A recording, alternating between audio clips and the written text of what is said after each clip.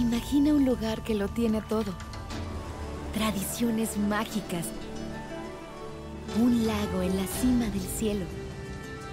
Bosques donde migran pequeñas almas. Playas tocadas por los dioses. Un templo entre las rocas.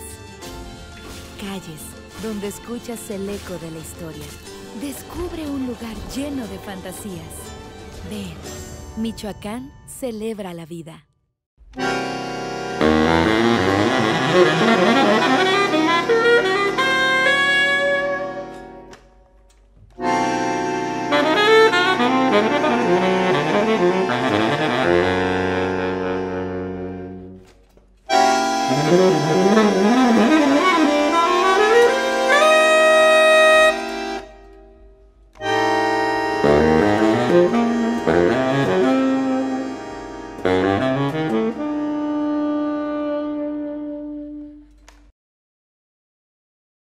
Hola amigos, ¿cómo están? Aquí Jorge Retamosa desde Buenos Aires.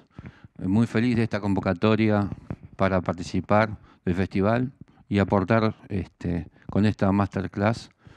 Quiero presentarme, como les dije, soy músico argentino que si bien ha tenido una vinculación muchos años con el jazz, desde hace muchos años comencé esta experiencia o proyecto de trabajar la música argentina, especialmente el tango, a partir de mi experiencia jazzística. Quiero compartirles algunos detalles, aspectos, conocimientos, formas de esta música y cómo traté de utilizar la experiencia que el jazz me había provisto para poder aplicarla a esta música. O sea que, bueno, el saxofón, todos sabemos que en general tiene dos grandes escuelas, la escuela clásica o la escuela de jazz, y todavía estamos en la construcción de una escuela latinoamericana de saxofón y un poco conocer los ritmos y las formas musicales de nuestro continente es lo que nos va a permitir ese desarrollo posterior. Para empezar, quisiera hacerles algunas especificaciones muy concretas acerca del tema del tango. A diferencia de otras músicas de Latinoamérica, los códigos del tango, sobre todo en los aspectos rítmicos y algunos aspectos armónicos, son un poco más estrictos y más cerrados que en los de otras músicas. Con esto quiero decir que es más difícil poder intercalar o extrapolar de otra música algo y que se pueda mezclar con el tango de manera eficiente. Por lo tanto, el proceso que yo hice fue un poco el proceso que hice con el jazz. O sea, tomé las grabaciones de los artistas de tango y empecé a transcribirlas y pasar eso al saxofón. Haciendo eso encontré una de las primeras cosas importantes que le quiero destacar. La influencia de la música española es evidente en toda América, a través de la conquista, a través de la guitarra, y los aspectos armónicos, sobre todo en el modo menor, tienen algunas características que, bueno, que ahora los vamos a acompañar también con unas imágenes de partituras.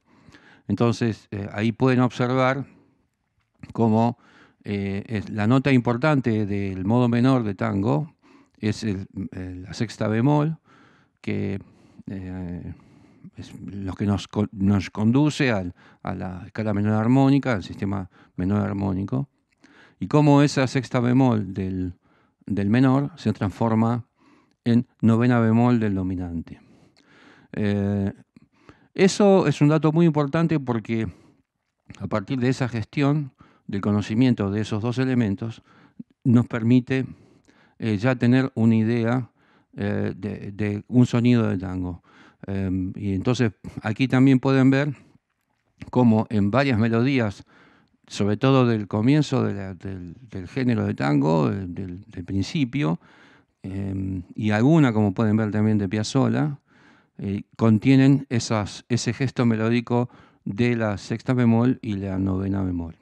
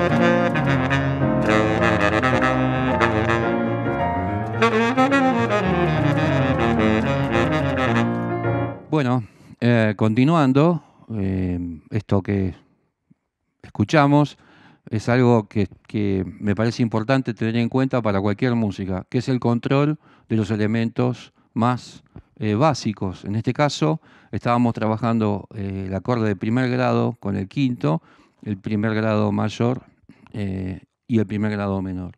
Entonces, cómo esos comentarios que hice acerca de la sexta bemol, novena bemol, aparecen claramente en el sistema del menor y en el sistema del mayor, no. O sea, se trabaja más con la sexta natural y la novena natural. Entonces, siempre creo que se va de lo simple a lo complejo, de lo lento a lo rápido. Entonces, controlar los elementos básicos de cualquier estilo. El quinto primero está en todas las músicas. Entonces, controlar ese procedimiento es importante, ya sea la música que vayamos a tocar. Ahora, lógicamente, hay esto sobre lo que toqué es un ritmo de milonga. Entonces, el tipo de fraseo con el que yo estuve improvisando está referido a la articulación en el saxofón, la articulación de la parte técnica y la utilización básica del ritmo de la milonga, que aquí pueden ver. Entonces, cómo esos patrones de la milonga, que son similares a los patrones del tango en general, aparecen constantemente en el fraseo y en las improvisaciones. Bueno, ahora vamos a ir a ver cómo este quinto primero, al mayor y al menor, lo vamos complejizando un poco.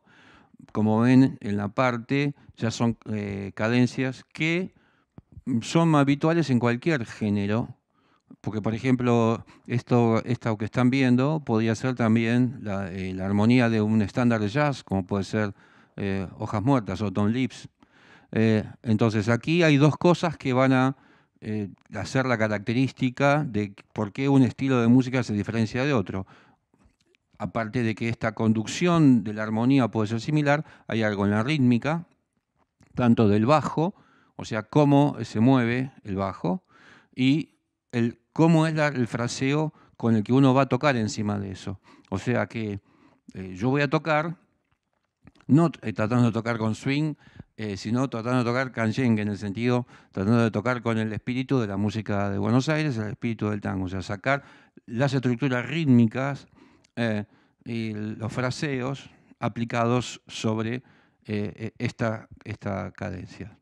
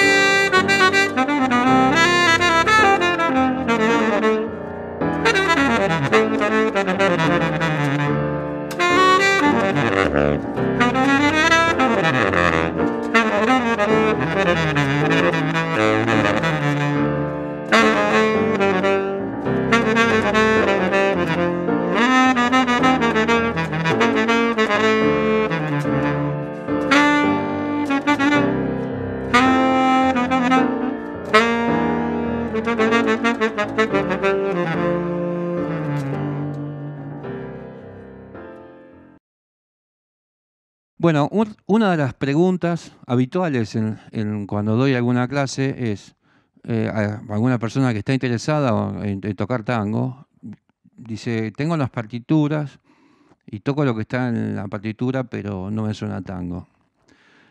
Eso es algo muy común porque, por ejemplo, los músicos de jazz conocemos el real book y, digamos, nadie que piense que toque la que está escrito en la partitura del real book piensa que está tocando jazz.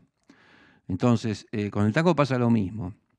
La melodía es una referencia y luego hay una serie de artilugios que están referidos a cómo interpretar esa melodía a partir de los elementos que nos da la armonía, como cualquier música, pero con los ritmos y los gestos del tango. El tango es una música rítmica, básicamente. Es una música donde el ritmo es lo que se privilegia. Y nosotros como saxofonistas, si queremos tocar, debemos hacer notar esa cuestión rítmica, haciendo que nuestro fraseo y nuestra expresión está relacionados con la articulación. Es sumamente articulado, es sumamente duro, y así podríamos decir, de manera un poco generalizada, si el jazz es una música que es a la corchea del swing y lo que hace el ride de la batería, y que uno toca sobre esa idea, el tango, la música es a la semicorchea, un tacatacatín, parará, tararirarí, tarará, y las semicorcheas acentuadas. Esta larga explicación, voy a tocar, por ejemplo, un pedacito de una melodía como está escrito, y luego voy a tocarlo como, digamos, tratando de hacer una versión de cómo lo pienso que se puede tocar.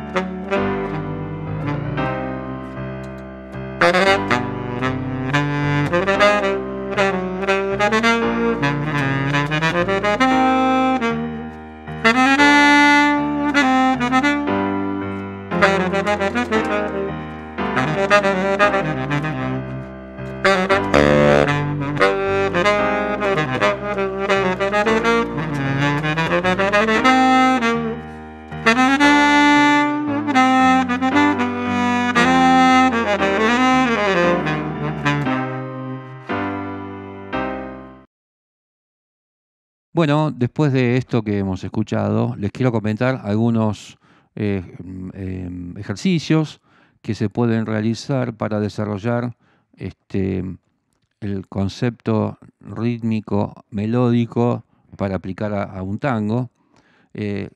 Como les dije al comienzo, siempre estamos trabajando sobre los elementos básicos. Yo creo que el control de los elementos básicos de la armonía es lo que nos permite luego desarrollar otras formas o formas más complejas o más avanzadas o menos digamos, adentro de esa propia armonía. Pero no podemos, digamos, desarrollar un mensaje o un vocabulario más abstracto si no tenemos el control de los elementos básicos. Entonces, por ejemplo, sobre un acorde dominante, yo voy a tocar las notas del acorde dominante, después algunos gestos melódicos habituales en la historia del tango.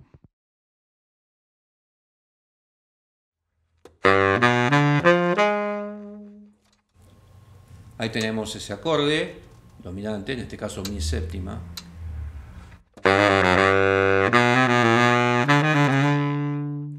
Sobre la tríada básica hicimos una especie de apoyatura, tarirarará, taririrará, y sobre la séptima nos permite un par de posibilidades. Si voy a un menor, si voy a un mayor. Entonces, estos trabajos sobre los dominantes nos permiten controlar de alguna forma mejor lo que yo vaya a tocar en un formato de tango. Estos son algunos de los elementos.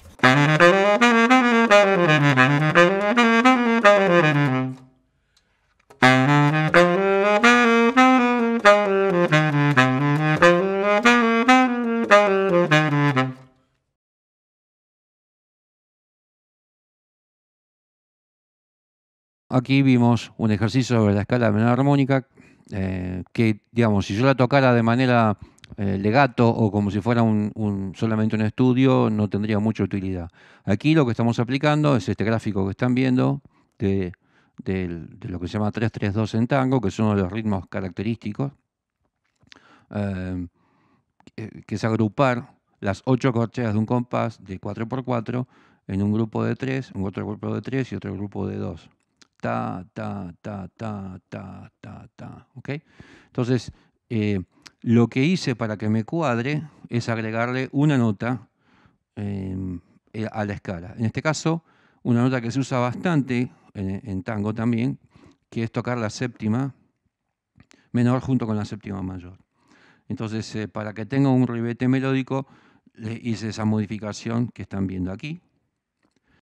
En 4.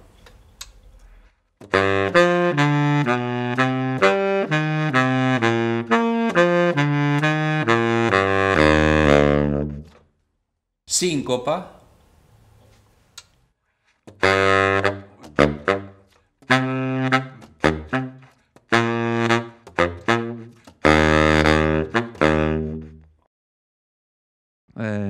Parte de todo esto que estamos hablando lo pueden ver también en la publicación de mi libro que se llama El tango desde el saxo, que hizo la editorial Melos de Argentina. Aquí pueden ver la tapa y la manera de conectarse para recibirlo. Y quiero anticiparles que este año va a salir una segunda parte del libro donde hay más trabajos referidos a aspectos específicamente de la improvisación y de las variaciones de las que ya hablaremos brevemente.